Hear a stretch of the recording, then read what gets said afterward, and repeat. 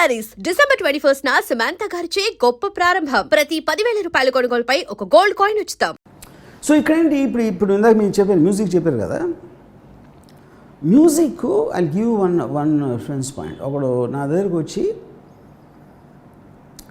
ఇప్పుడు మ్యూజిక్ మామూలుగా అని పెద్ద మ్యూజిక్ డైరెక్టర్ అంటే music director remuneration is also dependent upon అతని పేరు ఉంటే ఎంత కొంటారు. Name is different, right? So దానికి ఒక చిన్న ఎగ్జాంపుల్ ఇస్తాను. రెహమాను సుభాష్ గారికి he was doing a film called Yuvraj. యువరాజ్లో అది ఒక Rahman is notorious for delays, చాలా హింసించేస్తాడు టైం ఇవ్వకుండా. సుభాష్ గారు మెసేజ్ పెట్టాడు రెహమాన్కి, నాది సల్మాన్ ఖాన్ కట్రినా కైఫ్ డేట్స్ ఉన్నాయి, మా సెట్ అంతా వేసుకున్నాం, ఇంకా నువ్వు పాట ఇవ్వకపోతే ఏమైపోతాను అది ఇది అని ఒక చాలా హార్ష్ మెయిల్ పెట్టాడు రెహమాన్కి. రెహమాన్ అప్పుడు లండన్లో ఉన్నాడు. సో రెహమాన్ ఫోన్ చేసి ఓకే నేను బాంబే వస్తాను, చెన్నై వెళ్ళాలి, బాంబేలో దిగి సుఖవీందర్ సింగ్ స్టూడియోకి రండి మీరు ఫలానా టైంకి, నేను వచ్చి అక్కడ మీ పాట చేస్తాను. ఇటు సరే నెక్స్ట్ డే 2 days అయ్యాకో సుఖవీందర్ స్టూడియోకి వెళ్ళాడు. రెహమాన్ ఇంకా ఎయిర్పోర్ట్లో ఆంధ్రవేలో ఉన్నాడు. ఈ సుఖవీందర్ కూర్చొని ఏదో చేస్తున్నాడు. ఏంటంటే మీకు ఏదైనా పాట చేసి పెట్టమన్నాడు అన్నాడు. ఇంకా సుభాష్ వచ్చింది కోపం. సో ఇప్పుడు తెలియక చెప్పేసాడు అనుకున్నాడు ఈ సుఖవీందర్.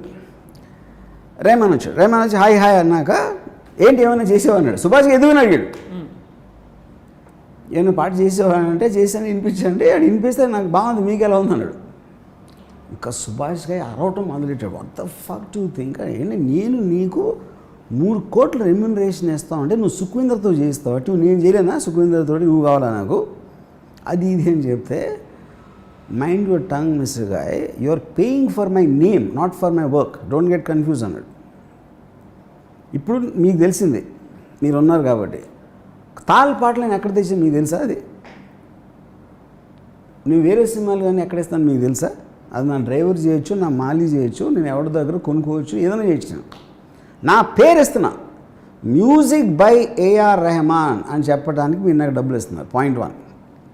పాయింట్ 2, మీకు నచ్చిందా లేదా చెప్పండి. ఇది మీరు నచ్చకపోవచ్చు. నేనేమన్నాను మీకు బాగుందా అని అడిగే తీసుకోండి అనలేదు కదా. మీకు ఇది బాగాలేదు అంటే I will do another thing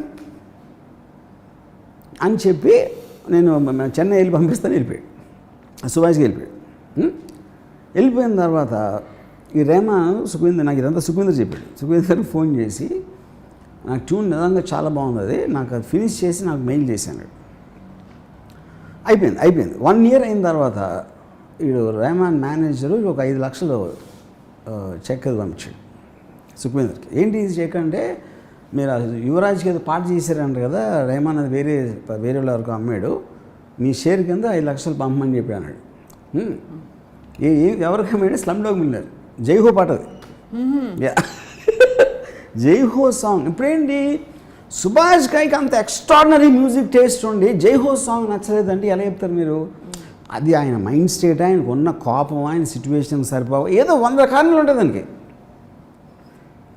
okay, so ఇప్పుడు ఒక లాజిక్ ఏంటి, మ్యూజిక్ డైరెక్టర్కి ఎంత ఇవ్వాలి అంటే, మీరు వాడి పేరు వాడితే ఆడియో కంపెనీ ఎంత ఇస్తుంది, వాడికి ఫ్యాన్ ఫాలోయింగ్ ఉందా, వాడి పేరు ఉంటే ఎంతమంది యూట్యూబ్ వ్యూస్ వస్తాయా, ఇదొక గేజ్. రెండోది అసలు పాట ఎంత నచ్చింది జనాలకంటే అన్నోన్ పర్సన్ పాట నచ్చేస్తుంది ఒకటి. అంతమంది ఇప్పుడు coverage music director first time చేసాడు అది, and he sold more than Rahman. అది పాయింట్ కాదు. 3వ పాయింట్ ఏంటి, అసలు యాక్చువల్గా ఎంత కాస్ట్ అవుతుంది సాంగ్కి. దానికి ఒక ఎగ్జాంపుల్ చెప్తాను. నా దగ్గర వాడు వచ్చి ఒక పాట వినిపించాడు, అది ఒక ఆర్కెస్ట్రేషన్ ఎక్స్ట్రాడినరీగా ఉంది. నేను అసలు అలాంటిది ఏం లేదు ఇప్పుడు, అంటే అకాస్టిక్ సౌండ్స్ కానీ ట్రంబోన్స్ చాలా డిఫరెంట్ ఇది ఉంది. సో నేను ఇప్పుడు కీబోర్డ్ ట్రాక్ అంటే ఇప్పుడు చాలా రోజుల వరకు అసలు acoustic sounds, original flute, original strings లేకపోతే ఫీలే ఉండదు అని చెప్పేవారు. ఒక స్టేజ్లో ఏమైందంటే ఇది ఇచ్చే సౌండ్ వాళ్ళు ఇవ్వలేకపోతున్నారు మోస్ట్లీ. అప్పుడు చచ్చినట్టు ఆయన తీశారు. ఇప్పుడు ఎప్పుడైతే ఈడు నాకు వినిపించాడో, నేను ఎవరు చేశారు దీని ట్రాక్ అన్న, రాయల్ ఫిలార్మోనిక్ ఆర్కెస్ట్రా అన్నాడు. అది most expensive band in the world. అది జేమ్స్ కెమెరన్, స్పీల్బర్గ్ అంత పెద్ద రేంజ్ సినిమాలు చేస్తాడు.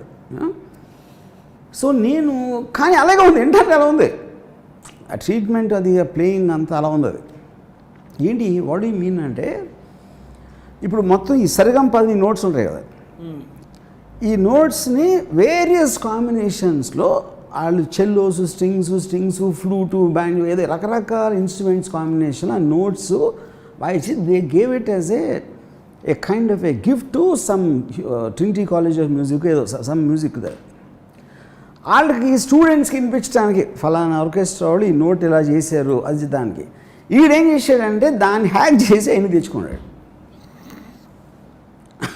ఓకే, ఇది వీడి ట్యూన్కి పెట్టాడు. అది అప్పుడు ట్యూన్ వీడు కంపోజ్ చేసి వాళ్ళు ప్లే చేశారు. యాక్చువల్గా వాళ్ళే ప్లే చేశారు. వీడి కోసం ప్లే చేయకపోయినా వాళ్ళు ప్లే చేసింది వీడు అమర్చాడు. దాని తర్వాత ఏం చేశాడు, ఈ రిథమ్స్ అయితే 100,000 దొరుకుతాయి, దీనికి తగ్గ అది పట్టుకున్నాడు. ఎవడో ఫ్రెండ్ లిరిక్ రాశాడు. వీడు 5 ఫేమస్ సింగర్స్ ఈమెయిల్ సంపాదించి వాళ్ళకి ఈ ట్యూను ఒక చిన్న letter, I'm a very poor person, నా దగ్గర డబ్బులు, కానీ ఈ ట్యూన్ ఒకవేళ మీరు విని మీకు నచ్చితే మీరు పాడి నాకు ఇస్తే నేను అమ్మగలిగితే మీకు ఇస్తాను డబ్బులు అని ఒక క్యూట్ నోట్ ఏదో రాశాడు. ఈ cent it to more than 20-30 singers. My God. దాంట్లో 2-3 రియాక్టర్ ఆ 30 మందిలో. ఇది ఏమైంది అని టపట క్వశ్చన్ అంతే, మెయిల్స్ అంతే. Finally Hariharan song the song, and female singer కూడా ఫేమస్ సింగర్ మర్చిపోయాను. ఆడేంటి ఇన్స్ట్రుమెంట్ ముట్టుకోకుండా ఫుల్ పాట తయారు చేసాడు. స్టూడియో లేదు, ఇన్స్ట్రుమెంట్ లేదు, వాడు ప్లే చేయరా ఏది అసలు. అంటే టెక్నాలజీ అక్కడ ఉందంటున్నాను నేను. అవును, that is what I'm saying. కానీ మనం అది యూజ్ చేసుకోకుండా మంచి 20 మంది అంటే మనకి విజువల్ అది బాగుంటుంది. ఇప్పుడు మీరు శివమణి అన్నాడు అనుకోండి, శివమణి ఆడి విజువల్ అంతే, ఆ డ్రమ్స్ ఏం కూడా ఎవరికి తెలీదు. మీరు శివమణి విజువల్ తీసేసి మీరు ఉట్టి సాంగ్ అంటే అన్ని డ్రమ్స్ లాగా ఉంటుంది, ఏమి డిఫరెన్స్ ఉండదు. కానీ ఆడు విజువల్గా సేమ్ అన్నీ కొడితే అది అమ్మ వీళ్ళంటే డ్రమ్మర్ అసలు లేడు అనుకుంటాం మనం. So it work on stage. మీరు ఎప్పుడైనా తను కొట్టిన పాట ఆడు విజువల్ లేకుండా ఏంటండి, నేను పేరు మార్చుకుంటాను, దానికి వేరే దానికి ఏమైనా డిఫరెన్స్ ఉంటుంది. So of course everything has its value. So Shivamani will work on stage, someone else might not be able to work. True. He works on stage because of his personality, not because of what he is playing on. Adi నేను చెప్పేది. ఇప్పుడు అలా చూస్తే చౌరస్తా